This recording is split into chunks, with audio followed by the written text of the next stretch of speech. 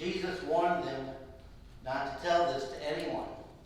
And he said, "The Son of Man must suffer many things and be rejected by the elders, chief priests, and teachers of the law, and he must be killed and on the third day be raised to life."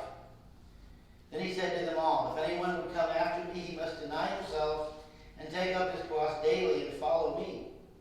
For whoever wants to save his life will lose it, but whoever loses his life for me will save it. What good is it for a man to gain the whole world and yet lose or forfeit his very self? If anyone is ashamed of me and my words, the Son of Man will be ashamed of him when he comes into his glory and in the glory of the Father and of the holy angels. I tell you the truth, some who are standing here will not taste death before they see the kingdom of God."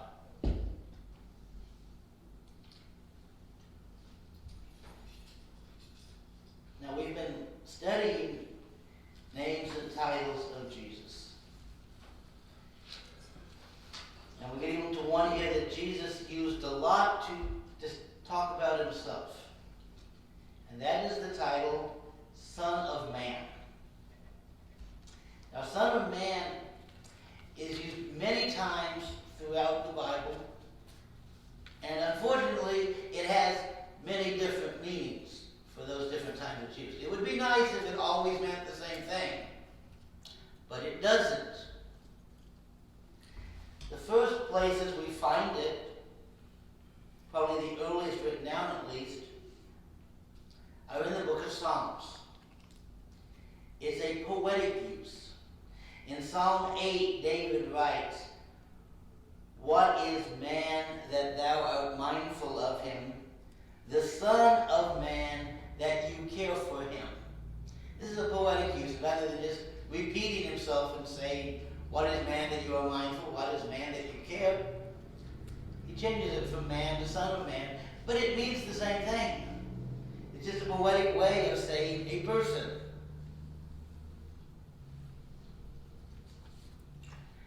The next type of way that the phrase Son of Man is used is most exemplified in the book of Ezekiel. Now, Ezekiel is a prophet, and he gets messages from God.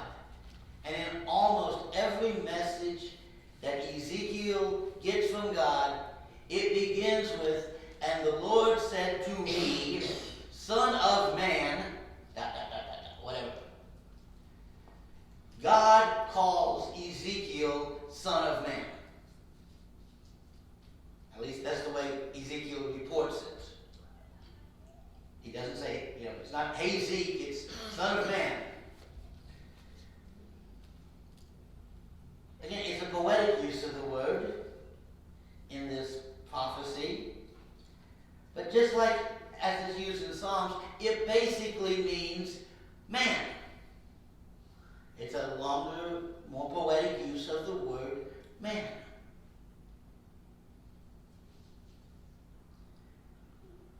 But it doesn't stop there. Next, we find it in the book right after Ezekiel, the book of Daniel. And it's used a lot in the book of Daniel. But it's used differently in the book of Daniel because it's used when Daniel has visions of the future. And we see it when in the story of Shadrach, Meshach, and Abednego, the three men who walked in the fiery furnace. And when the king looks into the furnace to see if they're dead and sees them alive, it says, "And there was also one there who looked like the Son of Man." And in Daniel, the Son of Man no longer means just a human. It becomes this apocalyptic figure. The Son of Man is going to appear before the end times and is going to usher in the new creation.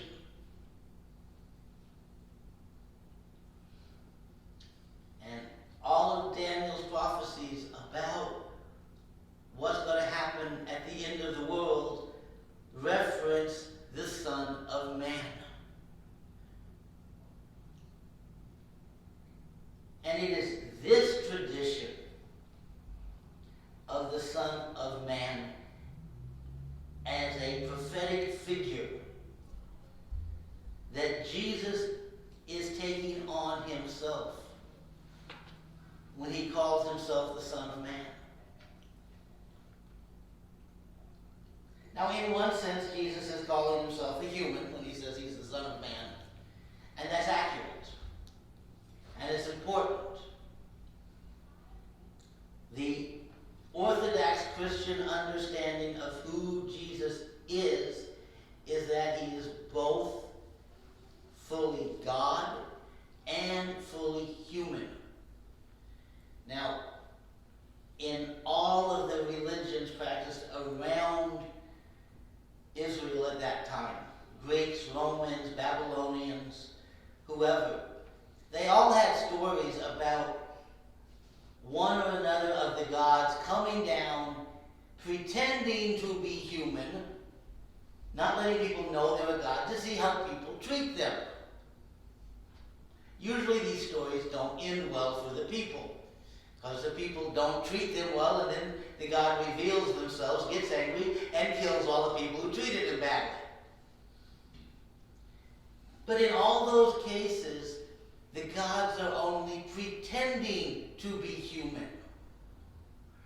When Zeus and Apollo walk among people, they're still gods. And even though the people are mean to them, they can't really hurt them. And the people might even try to kill them, but they can't really die because they're not human. They're gods. But Jesus is different. Jesus is God made flesh. Jesus is fully human, even as he is fully divine.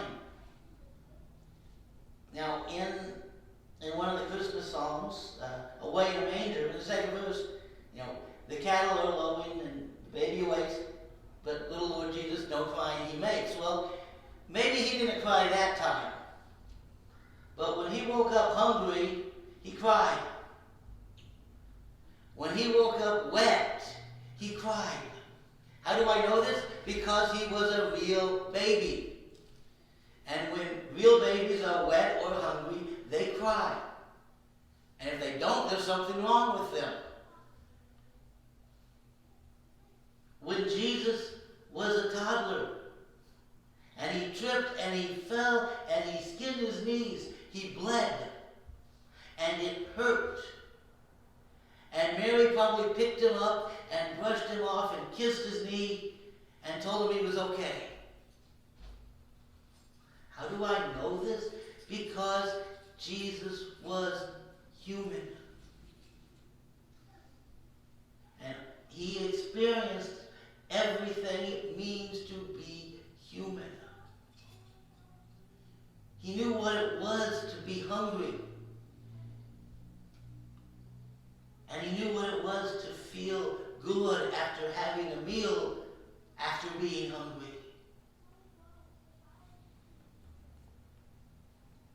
He knew what it was to get tired. Now, why is this important? It means Jesus understands what it means to be us. As a human, he experienced many of the same experiences we have. And he certainly experienced all of the same emotions that we have.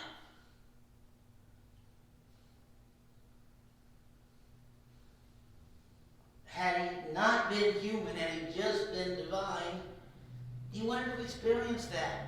He wouldn't have really known what it was that we go through. And so even though the first definitions of Son of Man are just poetic and just mean human, they apply to Jesus.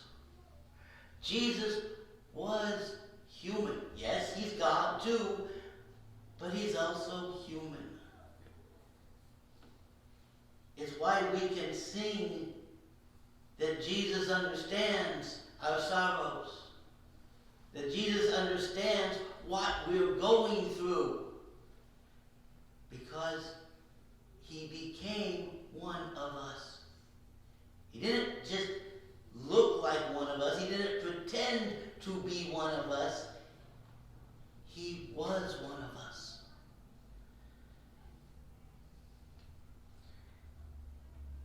The second use of the phrase Son of Man also applies for Jesus. And Jesus even applies it to himself. When Jesus calls himself the Son of Man, many times he'll say, "It is written that the Son of Man," and whatever after that. He is declaring to his disciples that he is the person Daniel was talking about in his prophecies. He is declaring that he is the one who will bring about a new creation.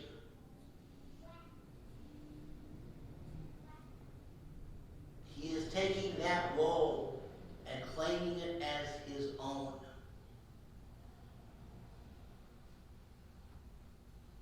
And so we read Daniel and we read Isaiah today and others of the prophets, and we look at them and we say, this was a prophecy of Jesus. And what gives us the right to say that was a prophecy of Jesus? Jesus himself said it was about him when he claimed for himself the title Son of Man.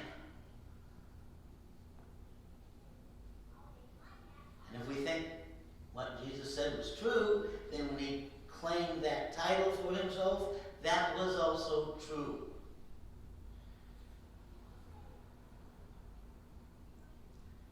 So Jesus is human, but he's not just a human.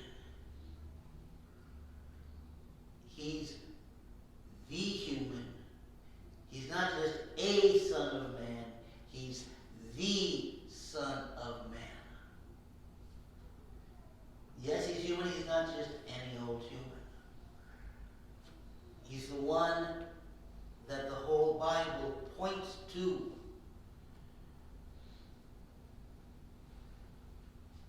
That the prophecies of the Old Testament declare is the one who will bring about the new heaven and the new earth. Who will reclaim all of creation for God. This is a powerful statement when Jesus claims the title Son of Man. Because it's saying, especially to Jesus' disciples, I am the one you have been waiting for. Yeah. To paraphrase other people, I am the chosen one. I'm the one who it was prophesied would come. This is what Jesus is claiming when he takes on this title. And this is what we claim about Jesus when we use that title for him. That the entire Bible, that all of the prophecies of the Old Testament point to the person of Jesus Christ, the Son of